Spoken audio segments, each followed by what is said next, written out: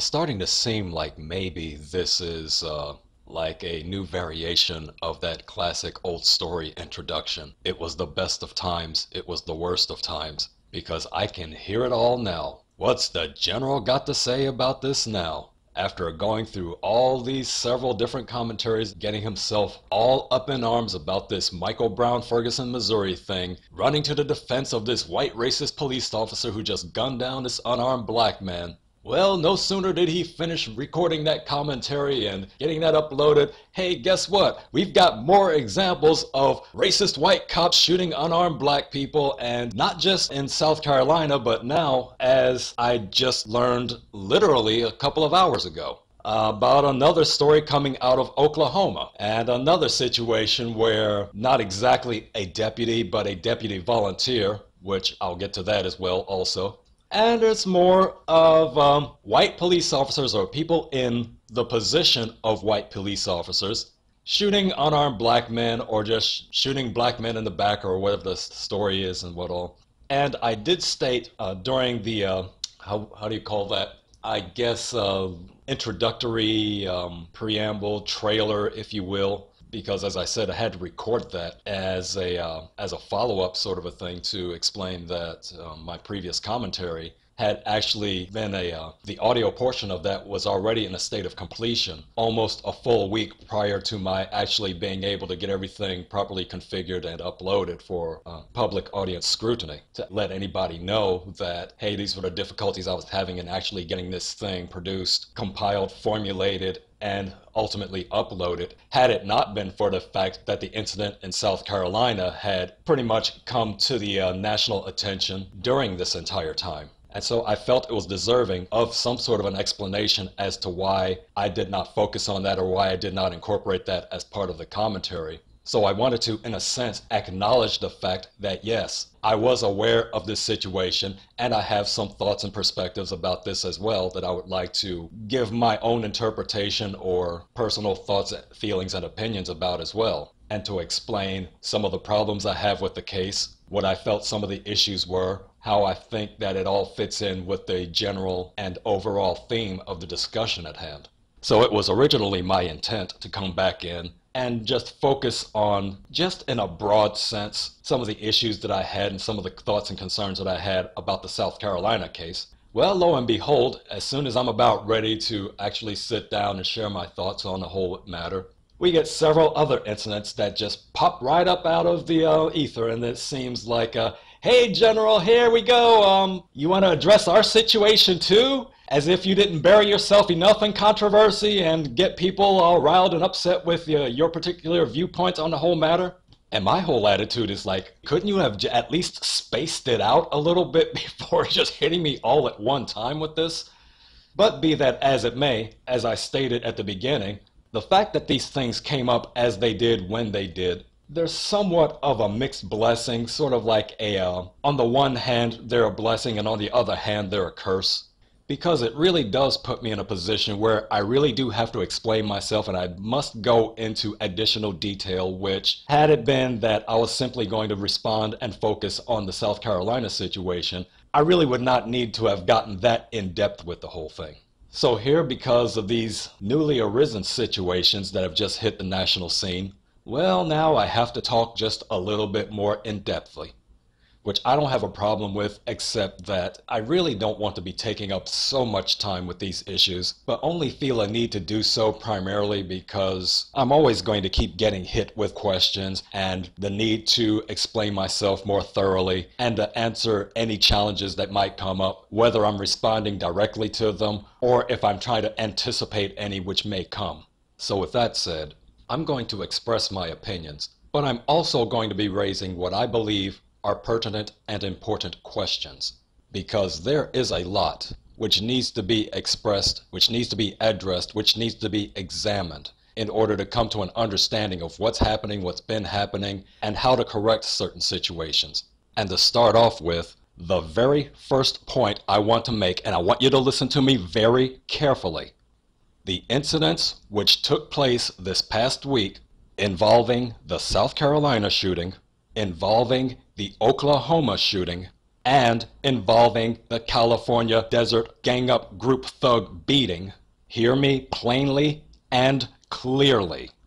All the police officers in every single one of those situations, this big three, call it the trifecta, but those big national stories about police brutality that we were all subjected to since this past week, each and every one of those individual officers that were involved in what was being referred to as police brutality, listen to me. They were all wrong. So just in case anybody thinks that I'm giving carte blanche, blanket, exception, and exclusion, if that's a word, of just freely making excuses for police misconduct, no, don't ever put me in that category. I have said more than enough times that I am aware that police brutality exists, it takes place, it happens, and when it does, it needs to be called out, it needs to be corrected, it needs to be taken care of and dealt with. And yes, even punished. So don't ever take me for a blanket police apologist. You're putting a label on me that is not accurately descriptive. So that's where I want to start off at, and I'll go on to explain why. But I'm not exactly which order I want to take this up in, to be honest, because there are several major points that I really do want to make, which I would hope would help give people a sense of balance and understanding as to what some of the factors were that were involved in each of these incidents, and why we just can't launch blanket condemnation against the police officers, even though they were admittedly in the wrong. Because sometimes you do have to take extenuating circumstances and incorporate that as part of your narrative in order to get a sense of why certain things happen the way they do. Again, not justifying what took place and trying to excuse it, but to get a sense of the mindset that leads up to things such as this, to where it does become necessary for us to call it out and call it to account. Well, first, let me address the situation in Oklahoma, because I believe that this is the one that lends itself to being the easiest one to not only explain what went wrong, but why it went wrong, and why I believe that in a situation like this had the best potential to have actually been avoided altogether. And I'm simply going to sum it up this way. 70-year-old deputy volunteer. See, the man was not even an official part of the police force. So in my mind and in my opinion, he had no business being there and trying to exert any kind of authority whatsoever. Because by not operating in an official capacity, I mean, really, what more needs to be said other than that? 72-year-old Robert Bates, not an official sheriff's deputy, ends up being responsible for the shooting death of supposedly yet another, as we keep having it hammered into our skulls over and over again, unarmed black man. Yeah, and you better believe I'm going to be focusing on that accusation. But here's why I agree with the manslaughter charge that is going to be facing this deputy sheriff volunteer, this Robert Bates, and why I do not support a murder charge. Because if what he says is true, if what he explained about what went down, if that be the truth, that he believed that he was reaching for his taser and by mistake grabbed his firearm. Now, I don't know what all the different designs of taser guns are like, so I can't say one way or the other whether or not that's an acceptable explanation as to what may have happened or not. Because I know tasers come in different sizes, shapes, forms, styles, whatever. I don't know of any that can be confused or mistaken for a handgun, or, you know what I mean? So I don't know, because I am not that knowledgeable about taser design. So just going on the assumption that what he said was correct, that he thought that he was drawing his taser in order to deal with an unruly and non-compliant individual who was being restrained, who was attempting to be restrained by the officers, and who was resisting arrest. There's that word again. If his explanation is truly the case, and should it be proven to be the case, then it makes logical, rational sense that he be charged as he was with second-degree manslaughter, quote, involving culpable negligence, unquote. And as it states in one of the news articles that I'm reading, it states, quote, under Oklahoma law, culpable negligence is defined as the lack of usual ordinary care and caution in the performance of one's duties, unquote. And that about sounds right. Again, going on the assumption that what this individual said was correct and that he was being truthful and honest. So where do I stand on that? As far as what he said went down? Well, I'm actually going to lean on the side of giving him a little bit of the benefit of the doubt. Reason being was because as soon as he fired a shot at the man, he immediately realized what he did and fessed up to it and seemed to be expressing some form of remorse for having done what he did. That to me sounds as though he had genuinely made a mistake. Again, not excusing it, and again, not ignoring the possibility that he just very well may be lying. That's what we have to wait for the courts to decide. So in any case, my fault with that whole situation and why this officer or this volunteer officer needs to be held to some account is because, number one, as I said at the get-go, I don't believe he should have been there in the first place. I don't like this idea about volunteer law forces or posses or whatever you want to call it. You know, that's old wild, wild west way of thinking about things. If you're not going to go through the official training and get the official sanctioning, then you're really little more than a vigilante. That's my opinion.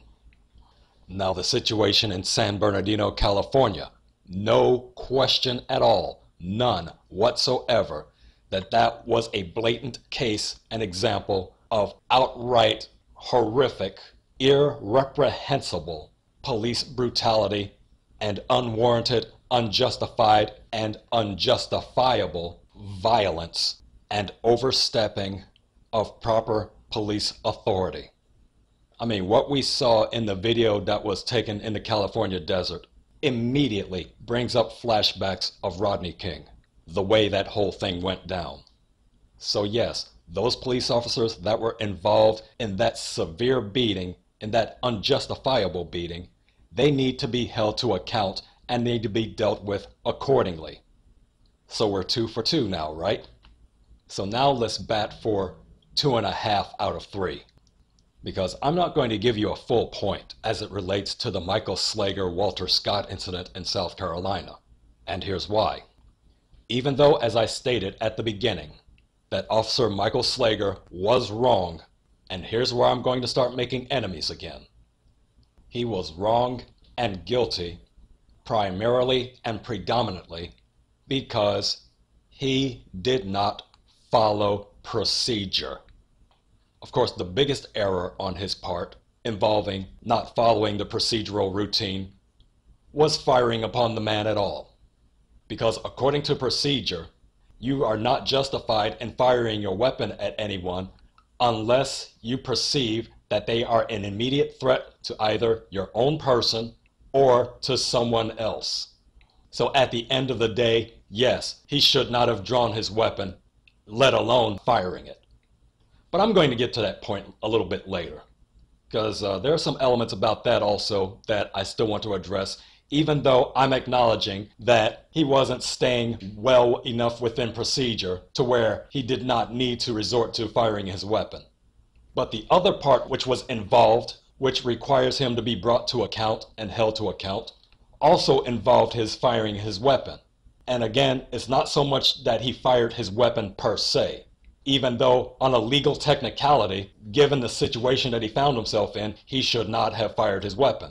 We're going to go ahead with that and claim that, okay, that's a given. But even if he was going to fire his weapon, there was one thing that he forgot to do procedurally, which is why he's now justified to be being brought up on charges.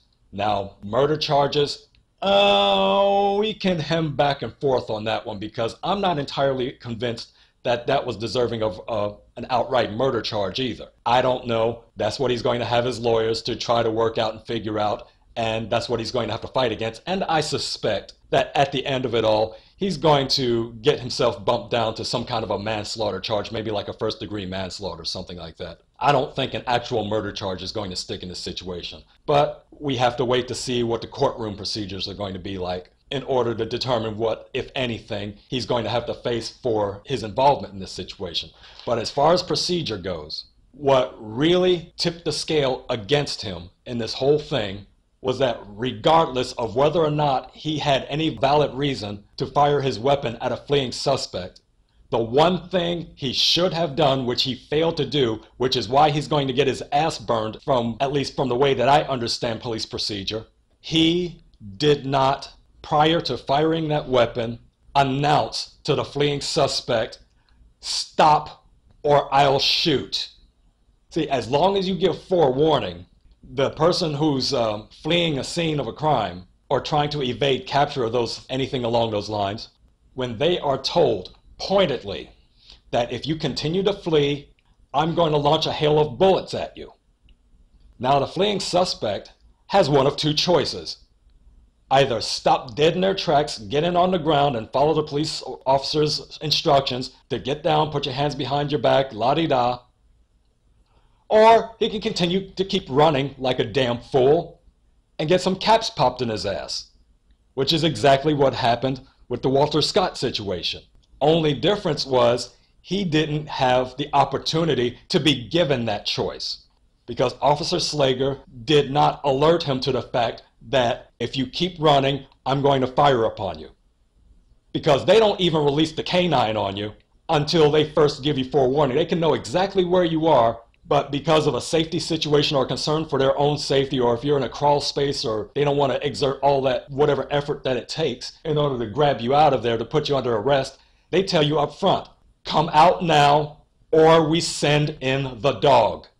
Now the person who decides they want to keep curling up in their little cubby hole like that, they've got a choice to make. They can either stay curled up and thinking that, oh, the police are just bluffing, or they can wait for the dog to bite their nuts off and then whine and complain, he's hurting me, he's hurting me. Well, you jackass fool, we told you we were going to send a dog in. What did you expect? I mean, the dogs are trained to bite you.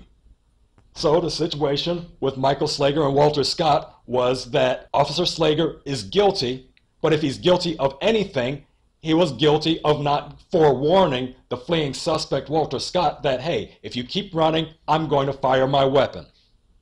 And because he failed to follow that procedure, right or wrong whether or not he had justification to shoot the bullets at him, because technically, as I stated earlier, he really did not have justification. But even if it wasn't justified, the fact that he had refused to give warning put himself in a situation to where now I have to answer for my actions. See, at first it was the fleeing suspect who was failing to obey the law and who has to be reprimanded for it.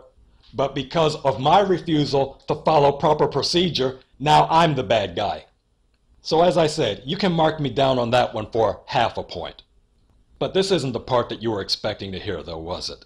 You weren't expecting to hear me going off and saying that in each and every of these situations, especially given what my rants were about 2 or 3 commentaries ago about how I excused the police officer in the Ferguson situation, that you thought that this was just going to be another, I'm going to defend the police carte blanche. See, that's the part you weren't expecting to hear.